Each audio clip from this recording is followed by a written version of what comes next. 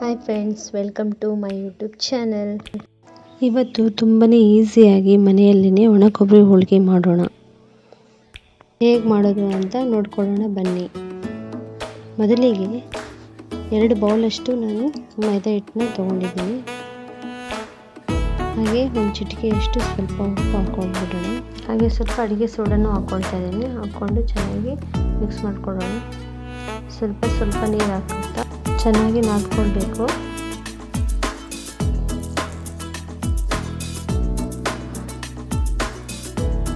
ಹಾಗೆ ಸ್ವಲ್ಪ ಎಣ್ಣೆ ಹಾಕ್ಕೊಂಡ್ಬಿಟ್ಟು ನಾದ್ಕೊಳ್ಳೋಣ.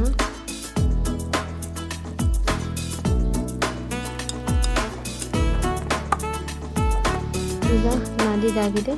ಮೇಲೆ ಸ್ವಲ್ಪ ಎಣ್ಣೆ ಹಾಕ್ಬಿಟ್ಟು ಒಂದು ಹಾಫ್ ಆನ್ ಅವರ್ ಆದರೂ ನೆನೆಗೆ ಬಿಟ್ಬಿಡೋಣ. 1 ಬೌಲಷ್ಟು ಹುರ್ಗಡ್ಲೆನ ಗ್ರೈಂಡ್ ಮಾಡ್ಕೊಂಡಿದ್ದೀನಿ. ಈಗ ಒಂದು ಪಾತ್ರೆ ತೊಗೊಂಡು ಇದಕ್ಕೆ 1.5 ಬೌಲಷ್ಟು ಬೆಲ್ಲ ಹಾಕ್ಕೊಳ್ತಿದ್ದೀನಿ. 1.5 ಬೌಲಷ್ಟು ಬೆಲ್ಲಕ್ಕೆ 1 ಬೌಲಷ್ಟು ನೀರು ಹಾಕಿದ್ರೆ ಸಾಕಾಗುತ್ತೆ. ಹಾಗೆ ಯಾವುದೇ ರೀತಿಯಲ್ಲಿ ಒಂದೆಳೆ ಪಾಕ ಏನು ಅವಶ್ಯಕತೆ ಇರೋದಿಲ್ಲ ಇದಕ್ಕೆ. ನೋಡಿ, ಈ ಥರ ಚೆನ್ನಾಗಿ ಕುದ್ರೆ ಸಾಕಾಗುತ್ತೆ. 1.5 ಬೌಲಷ್ಟು ಡ್ರೈ ಕೊಕೊನಟ್ ಒಣ ಕೊಬ್ಬರಿನ ಹಾಕ್ಕೊಳ್ತಾ ಇದ್ದೀನಿ. ಚೆನ್ನಾಗಿ ತುರಿದು ಮಿಕ್ಸಿ ಮಾಡಿಕೊಂಡು, ಹಾಗೆ ಆವಾಗಲೇ ಮಿಕ್ಸ್ ಮಾಡಿದಂತಹ 1 ಕಪ್ಪಷ್ಟು ಹುರ್ಗಡ್ಲೆ ಪೌಡ್ರನ್ನ ಹಾಕ್ಕೊಳ್ತಾ ಇದ್ದೀನಿ. ಹಾಕ್ಕೊಂಡು ಚೆನ್ನಾಗಿ ಮಿಕ್ಸ್ ಮಾಡಿಬಿಡೋಣ. ಇದು ಸ್ವಲ್ಪ ತಳ ಹಿಡಿಯೋದಂಗೆ ನೋಡ್ಕೊಳ್ಬೇಕು. ಆಗಾಗ ಕೈ ಆಡ್ತಾ ಇದ್ದರೆ ಯಾವುದೇ ರೀತಿಯಲ್ಲಿ ತಳ ಹಿಡಿಯೋದಿಲ್ಲ. ನೋಡಿ, ಈ ಥರ ಬಂದರೆ ಸಾಕಾಗುತ್ತೆ. ಸ್ವಲ್ಪ ಹುರ್ಕೊಂಡಂತಹ ಗಸಗಸೆ ಹಾಗೆ ಒಂದು 4 ಏಲಕ್ಕಿನ ಕುಟ್ಕೊಂಡು ಇಟ್ಕೊಂಡಿದ್ದೀನಿ. ಈಗ ಇದಕ್ಕೆ ಹಾಕ್ಕೊಂಡು ಚೆನ್ನಾಗಿ ಮಿಕ್ಸ್ ಮಾಡ್ಕೊಳ್ಳೋಣ. ಈಗ ಹೂರ್ಣ ರೆಡಿಯಾಗಿದೆ ಅಂತ ಹೇಗೆ ಕಂಡುಹಿಡಿಯೋದು ಅಂದರೆ, ಕೈನ ಸ್ವಲ್ಪ ನೀರಲ್ಲಿ ಒದ್ದೆ ಮಾಡಿಕೊಂಡು ಆ ಹೂರ್ಣನ ಸ್ವಲ್ಪ ಈ ಥರ ಪ್ರೆಸ್ ಮಾಡಿ. ಕೈಗೆ ಅಂಟ್ತಾ ಇಲ್ಲ ಅಂತ ಅನಿಸಿದ್ರೆ ಹೂರ್ಣ ಪರ್ಫೆಕ್ಟಾಗಿ ರೆಡಿಯಾಗಿದೆ ಅಂತ ಅರ್ಥ. ಈಗ ಕಣಕ ನಂದಿದೆ. ಆಗಲೇ ಹಾಕಿದಂಥ ಎಣ್ಣೆನ ತಗೊಳ್ತಾ ಇದ್ದೀನಿ. ಅದಕ್ಕೆ ಎಷ್ಟು ಬೇಕೋ ಅಷ್ಟು ಹೀರ್ಕೊಂಡು ಬಿಟ್ಟಿರುತ್ತೆ. ಸೊ ಈಗ ಚೆನ್ನಾಗಿ ಇದನ್ನು ಮಿಕ್ಸ್ ಮಾಡಿಕೊಂಡು ಚಿಕ್ಕ ಉಂಡೆಯಾಗಿ ತಗೊಳ್ಳೋಣ. ಈ ಥರ ತಗೊಳ್ಳೋದು ಅಷ್ಟೇ. ಈ ಥರ ರೆಡಿ ಮಾಡಿ ಇಟ್ಕೊಂಡ್ಬಿಡೋಣ. ಫಸ್ಟು ಹೀಗೆ ಕೈಯಲ್ಲೇ ಹೂರ್ಣನ ಎಣ್ಣೆ ಹಾಕ್ಕೊಂಡು ತಟ್ಕೊಳ್ಳೋಣ.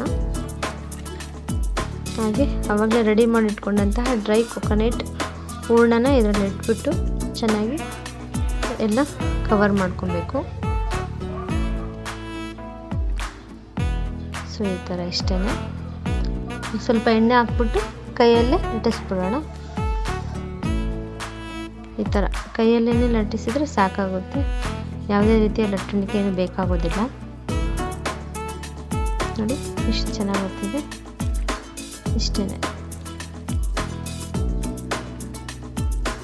ಈ ಥರ ಲಟ್ಟಿಸ್ಕೊಂಡ್ಬಿಟ್ಟು ಹಂಚು ಕಾಯಕ್ಕೆ ಇಟ್ಕೊಂಡಿದೆ. ಸೊ ಹಂಚಿಗೆ ಹಾಕ್ಕೊಳ್ತಾ ಇದ್ದೀನಿ. ಸ್ವಲ್ಪ ಎಣ್ಣೆ ಅಪ್ಲೈ ಮಾಡ್ತಾ 2 ಕಡೆ ಚೆನ್ನಾಗಿ ಬೇಯಿಸ್ಕೊಬೇಕು.